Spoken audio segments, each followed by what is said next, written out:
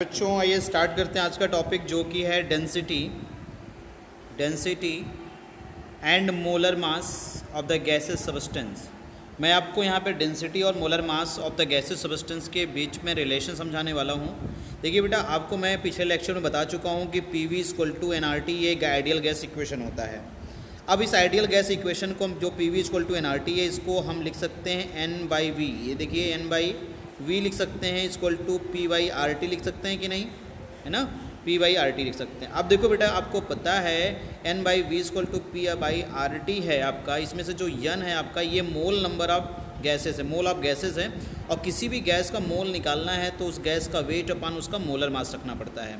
अगर मैं क्या करूँ कि ये जो N की वैल्यू है यहाँ से ले करके मैं यहाँ पे N की जगह पे पुट कर दूँ तो ये वैल्यू आ जाएगा W/m × V = P/RT हो जाएगा।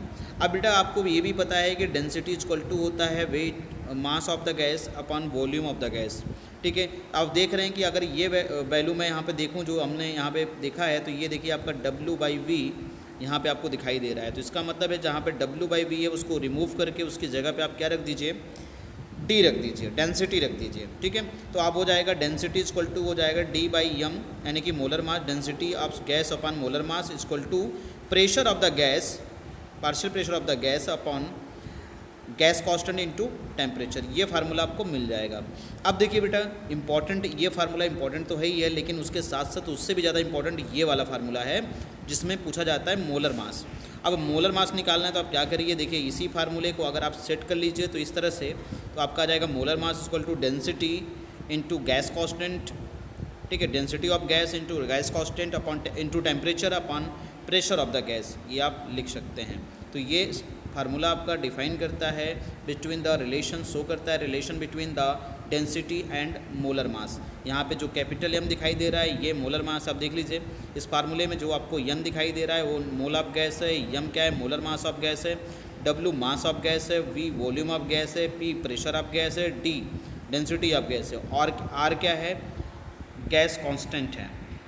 एक बात याद रखिएगा, मैं आपको पहले ही बता चुका हूँ, फिर बता हूँ कि जो गैस कांस्टेंट होता है, जब जूल में आपका जो है इंथैल्पी दिया हो, जूल की बात करें तो आप क्या करेंगे 3.14 रखेंगे। अगर आपका जो है कैलोरी की बात की जाए तो कैलोरी में हमेशा क्या रखेंगे, 2 रखेंगे R की वैल्यू।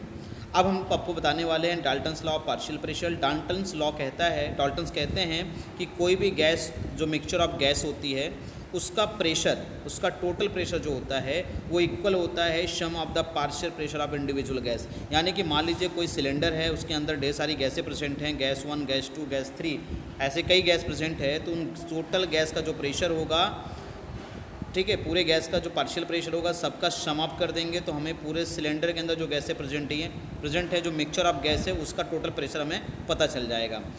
और at the constant temperature and volume, जब वॉल्यूम और टेम्परेचर कांस्टेंट होगा तो उस गैस का टोटल प्रेशर, सिलेंडर में जो गैस भरी गई है उसके अंदर प्रेजेंट गैस के इंडिविजुअल पार्शियल प्रेशर क्या सम आपके इक्वल होगा। समझ में आ गया। अब बात करते हैं एक्वस टेंशन की बेटा। अब अगला टॉपिक हमारा है एक्वस टेंशन। जरा समझना है एक्वस टेंशन। जैसे देखिए पहला बेटा मेरी बात समझने की कोशिश करो। मान लीजिए हमारे पास एक कंटेनर है जिसमें हमने क्या रखा है, वाटर रखा है। अब आपको पता है कि जब हम किसी कंटेनर को खुला रख देंगे तो उसके आसपास क्या होंगी, एयर की, एटमॉस्फेयर की गैसें भी प्रेजेंट होती हैं।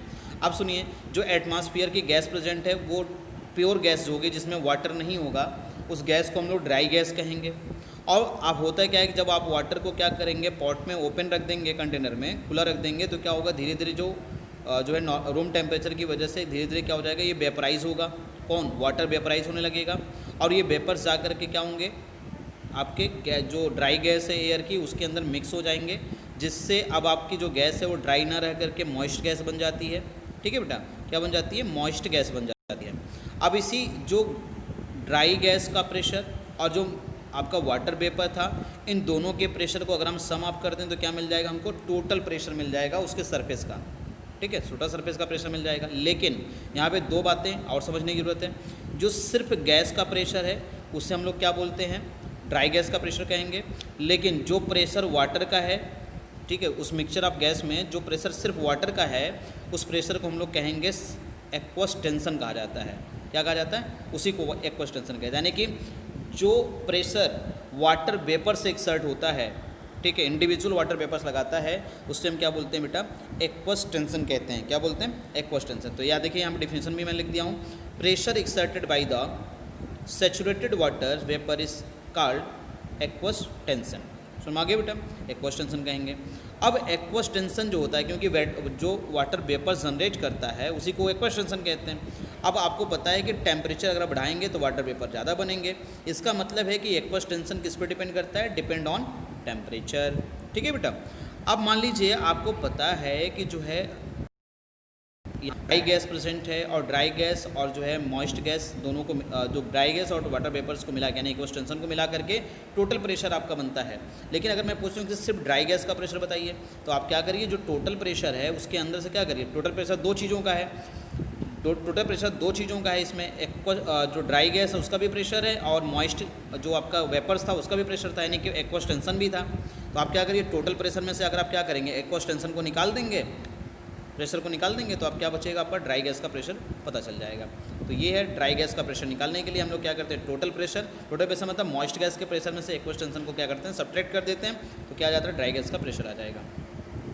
चलिए अब अगला टॉपिक हमारा स्टार्ट होता है जिसका नाम है partial pressure in term of the mole fraction. मैं आपको अब समझाने वाला हूँ कि पार्शियल प्रेशर और मोल फ्रैक्शन में क्या रिलेशन है। अब देखिए बेटा, पार्शियल प्रेशर और मोल फ्रैक्शन में क्या रिलेशन है, जरा समझिए। कह रहा है एट द गिवन टेम्परेचर, अगर टेम्परेचर गिवन टेम्परेचर T है और वॉल्यूम V है, टेम्परेचर और वॉल्यूम जब कांस्टेंट होते हैं, the pressure of the three gas, तो उस समय प्रेशर थ्री गैसेस का प्रेशर क्या होता है, पहले तो ये समझ लीजिए। आपने पढ़ रखा है गैसेस लॉ में कि जब टेम्परेचर और वॉल्यूम कांस्टेंट होता है तो गैस का प्रेशर डिपेंड करता है किस पे, उसके मोल पे, गैस के मोल पे डिपेंड करता है। इसका मतलब है कि गैस का प्रेशर मोल चेंज होगा तो प्रेशर भी क्या होगा, चेंज हो जाएगा at the given temperature and volume. अब देखिए यहाँ पे तो आप P1 लिख सकते हैं, P1 इक्वल टू होता है N1, P1 equal to N1 RT upon V। ऐसे P2 क्या हो जाएगा, N2 RT upon V। P3 क्या हो जाएगा, N3 RT अपन V। अब आपको पता है डाल्टन्स के लॉ में P टोटल इक्वल टू होता है P1 plus P2 plus P3। अब क्या करिए, यही वैल्यू ला करके आप यहाँ पे पुट कर दीजिए, तो N1 RT upon V plus N2 RT upon V, N3 RT upon V। जब इसको रख देंगे बेटा, आपको दिख रहा है कि ये RT upon V, RT upon V, RTV अपन V सब में कॉमन है। तो आप क्या करते हैं, इसको कॉमन ले लीजिए, तो आप देखिए यहाँ पे आपको ये मिल जाएगा, तो N1 plus N2 plus N3 और जो है इसमें से RT अपन V क्या हो जाएगा, कॉमन हो जाएगा। अब बेटा आपको पता है कि सब जैसे आपका P1 P2 P3 जो है ये टोटल प्रेशर डिफाइन करता है, वैसे N1 N2 और N3 ये क्या डिफाइन करता है बेटा, ये आपका total pressure, total volume define करेगा, मोल, टोटल मोल डिफाइन करेगा, क्या डिफाइन करेगा, N टोटल डिफाइन करता है बेटा। तो इसको हम N टोटल भी लिख सकते हैं। अगर हम क्या करें कि जो पार्शियल प्रेशर है फर्स्ट वाली गैस का, अगर उसको हम टोटल प्रेशर से डिवाइड करते हैं, यानी कि P1 को P टोटल से डिवाइड करें, तो आप रख दीजिए वैल्यू, P1 की वैल्यू रख दीजिए और P टोटल की रख दीजिए यहाँ पे। तो ये देखिए अगर आप रखेंगे तो आपको कुछ इस प्रकार से फार्मूला मिल जाएगा, तो हो जाएगा N1 अपन N1 प्लस N2 N2 और RTV अपन RTV, RTV से RTV क्या हो जाएगा, कैंसिल हो जाएगा बेटा। और आपको पता है किसी भी गैस का जो मोल फ्रैक्शन होता है ना, जिसका मोल फ्रैक्शन निकालना होता है उसके मोल रखे जाते हैं अपन, टोटल मोल रखे जाते हैं बेटा, क्या रखे जाते हैं, टोटल मोल। ये देखिए मैंने यहाँ पे फार्मूला लिख भी रखा है, मोल फ्रैक्शन फर्स्ट चैप्टर मैंने समझा चुका हूँ, ठीक है। तो आप देखिए mole fraction of first gas equal to mole of first gas upon total mole, ये फार्मूला होता है मोल फ्रैक्शन का। तो मोल फ्रैक्शन यानी कि ये जो वैल्यू आपका मोल फ्रैक्शन के इक्वल है, और ये क्योंकि N1 लिखा गया है ऊपर, ठीक है, तो इसका मतलब फर्स्ट वाली गैस का मोल फ्रैक्शन है, यानी कि हम लिख सकते हैं कि ये जो P1 अपान P टोटल है ये X1 के इक्वल है, यानी कि मोल फ्रैक्शन ऑफ फर्स्ट गैस के इक्वल है। अब जरा समझिएगा, अगर मैं ऐसे कहूँ कि जो है सेकंड गैस की बात करूँ, ठीक है, तो ये अगर P1, तो P1 इसको देखिए, जो P1 इक्वल टू हम क्या लिख सकते हैं बेटा, P1 इक्वल टू हो जाएगा X1 इंटू P टोटल, ये हो सकता है कि नहीं। ऐसे अगर मैं ये तो फर्स्ट गैस का प्रेशर, फर्स्ट गैस की मोल फ्रैक्शन है into P total, second gas का पार्शियल प्रेशर क्या होगा, सेकंड गैस का mole fraction into P total, ये हो जाएगा, समझे बेटा। अब देखिए इसका मतलब जो भी गैस रहेगी उसका पार्शियल प्रेशर, उसके mole fraction into total pressure का क्या होगा, प्रोडक्ट होगा, समझ गए बेटा। जहाँ पे Pi क्या है आपका, Pi या Xi क्या है बेटा, partial pressure and mole fraction of the ith gas, मतलब जो भी गैस रहेगी उसका रहेगा। और P टोटल ये मिक्सचर ऑफ गैस का प्रेशर है, P टोटल क्या है, मिक्सचर ऑफ गैस का प्रेशर है। अब हमारा अगला टॉपिक स्टार्ट होता है बेटा, यहाँ तक आप लोग डेरिवेशन एक बार तैयार कर लीजिएगा। अब हमारा अगला टॉपिक होता है kinetic theory of the gas. Kinetic theory of gas की बात करें तो सबसे पहला पॉइंट आपको ये याद रखना चाहिए this postulate relate the atom and molecule. ये पॉस्टुलेट खास करके एटम और मॉलिक्यूल के लिए बनाए गए हैं। अब एटम और मॉलिक्यूल तो वो पार्टिकल है जिसको आप देख नहीं सकते, मतलब अब जो भी थ्योरी इसमें बताई जाएगी वो थ्योरी को आप जनरली ऑब्जर्व नहीं कर सकते, इसलिए इस थ्योरी को बोलते हैं माइक्रोस्कोपिक मॉडल ऑफ गैस कहते हैं बेटा। यहाँ पे मैं जो भी बातें बताऊँगा आप जनरली नहीं देख सकते हैं, समझ कि नहीं, क्योंकि ये माइक्रोस्कोपिक पार्टिकल की बात की जाती है, इसमें मॉलिक्यूल की बात की जाती है, एटम की बात की जाती है, आयंस की बात की जाती है, जो माइक्रोस्कोपिक पार्टिकल उनकी बात की जाती है बेटा यहाँ पे। इसलिए आप इनको जनरली अपनी आँखों से नहीं देख सकते आप इस फिनोमिनन्स को, लेकिन ये ऐसा माइक्रोस्कोपिक लेवल पे प्रोसेस होते हैं। द गैस ऑफ मॉलिक्यूल, देखिए पॉस्टुलेट क्या कहता है, कह रहा है gas molecule are neither attract nor be repel each other. जितने भी गैसेस होती हैं वो ना तो एक दूसरे को अट्रैक्ट करती हैं, ना तो एक दूसरे को रिपल्स करती हैं, वो दोनों एक दूसरे से बहुत मैक्सिमम डिस्टेंस पर रहती हैं। अब क्या कह रहा है, the gravity force does not affect the speed of the molecule. और जो ग्रेविटेशनल फोर्स होता है, जो गैसेस मॉलिक्यूल होते हैं उन पे ग्रेविटी का कोई इफेक्ट नहीं पड़ता, मतलब ग्रेविटी की वजह से उसकी स्पीड में कोई चेंजेस नहीं आते। दूसरी और अगली बात कह रहा है the pressure of the gas due to the collision. Gas में जो प्रेशर क्रिएट होता है ना, कोई गैस जो प्रेशर लगाती है वो कोलिजन्स की वजह से लगाती है, मतलब टकराने की वजह से लगाती है। अब ये टकराती किसके साथ है, या तो मॉलिक्यूल के साथ टकरा जाता है, गैसेस मॉलिक्यूल के साथ टकराते हैं, या तो कंटेनर जो होती है उसके वॉल पे टकराने की वजह से प्रेशर क्रिएट होता है। इसका मतलब हम लोग कह सकते हैं कि किसी गैस का जो प्रेशर होगा वो डायरेक्टली प्रोपोर्शनल होगा नंबर ऑफ कोलिजन। जितनी बार टक्कर होगा प्रेशर ऑफ गैस उतना ज़्यादा होगा। जो गैस जितना ज़्यादा टकराएगी, जितनी ज़्यादा बार टकराएगी, समझ जाइए उस गैस का प्रेशर उतना ज़्यादा होगा, क्योंकि pressure of the gas is directly proportional to number of collision. ठीक है, कॉलिजन्स पर डिपेंड करता है कि कितनी कॉलिजन्स हो रही है, कितनी बार कॉलिजन हुआ है, कितनी बार टक्कर मारा है मॉलिक्यूल ने एक दूसरे को, या फिर मॉलिक्यूल ने कंटेनर पे कितनी बार टक्कर मारा है। अब देखिए the kinetic energy of the gas, kinetic energy जिसकी वजह से गैस मॉलिक्यूल मूव करता है, is directly proportional to the absolute temperature. यानी कि किसी भी गैस का अगर टेम्परेचर हम बढ़ाएंगे तो उसकी काइनेटिक एनर्जी बढ़ जाती है, यानी कि उसका काइनेटिक मूवमेंट क्या होता है, बढ़ जाता है, वो उतनी तेज़ी से मूव करने लगता है। कह रहे the volume of the molecule is negligible compare to the total volume of the gas. ठीक है, अब देखिए भैया गैस जो होती हैं, गैसेस मॉलिक्यूल जो होती हैं वो इतना ज़्यादा इस डिस्टेंस कवर करती हैं, एक दूसरे से इतना ज़्यादा गैप रखती हैं कि उनका वॉल्यूम बहुत ज़्यादा होता है, और इतना वॉल्यूम होता है कि खुद गैस का जो अपना खुद का वॉल्यूम होता है वो उसके सामने नेलिजिबल होता है।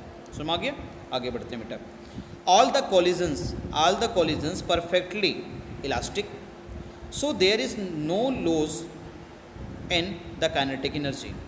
अब देखिए भैया जितने भी कॉलिजन्स होते हैं वो इलास्टिक होते हैं। इलास्टिक मतलब कोई भी मॉलिक्यूल टकराने के बाद अपनी एनर्जी खोता नहीं है, एनर्जी एक दूसरे में ट्रांसफ़र करता है। जैसे एक ने टक्कर मारा दूसरे को तो उसको एनर्जी ट्रांसफ़र किया, उसकी एनर्जी इसके में ट्रांसफ़र हो गई, यानी कि पूरी इलास्टिक होती है, कोई इलास्टिक। ठीक है बेटा, इलास्टिक प्रॉपर्टी होती है। अब समझिए, कह रहा है कि all the gases molecule move randomly. Gas के मॉलिक्यूल जो होते हैं उनका कोई फिक्स डायरेक्शन नहीं होता मूवमेंट का, वो रैंडमली मूवमेंट करते हैं, रैंडम मूवमेंट कहते हैं। और कह रहा है in the directions with the different velocity, और किसी भी डायरेक्शन में मूव कर सकते हैं, किसी भी वेलोसिटी से मूव कर सकते हैं।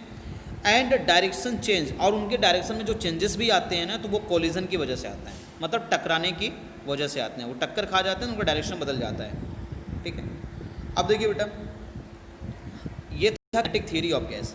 अगर आपसे कोई ये पूछता है कि काइनेटिक इक्वेशन गैस के लिए क्या दिया गया था, काइनेटिक थ्योरी के साथ काइनेटिक इक्वेशन भी गैस का दिया गया है, जिसमें बताया गया कि गैस जो पीवी है, गैस का प्रेशर जो है और जो वॉल्यूम का जो प्रोडक्ट है वो इक्वल होगा 1/3 mn VRMS स्क्वायर, जिसमें से ये आपका जो P है वो गैस का प्रेशर है बेटा, V क्या है, वॉल्यूम ऑफ गैस है, और इसमें जो m दिखाई दे रहा है वो मास ऑफ द गैस है। और बेटा यहाँ पे जो आपको n दिखाई दे रहा है बेटा वो क्या है, आपका total number of gases molecule, कितने गैसेस मॉलिक्यूल यहाँ पे प्रेजेंट हैं उसके नंबर्स हैं, टोटल नंबर ऑफ गैस है। और जो यहाँ पे बेटा आपको VRMS दिखाई दे रहा है ना, ये VRMS आपका जो है रूट मीन स्क्वायर कहा जाता है, जो R का मतलब रूट, M से मीन, और ये S से स्पीड होता है।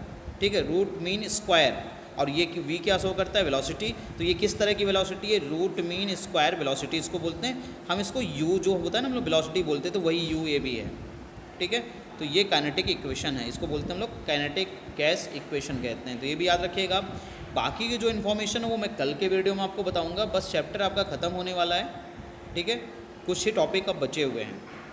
तो आप एक काम करिए, नोट्स भी बनाते हुए चलिए, एनसीईआरटी को रीड करते हुए चलिए, जो भी प्रॉब्लम है उसको आप जो है व्हाट्सएप ग्रुप में डिस्कस करते हुए चलिए।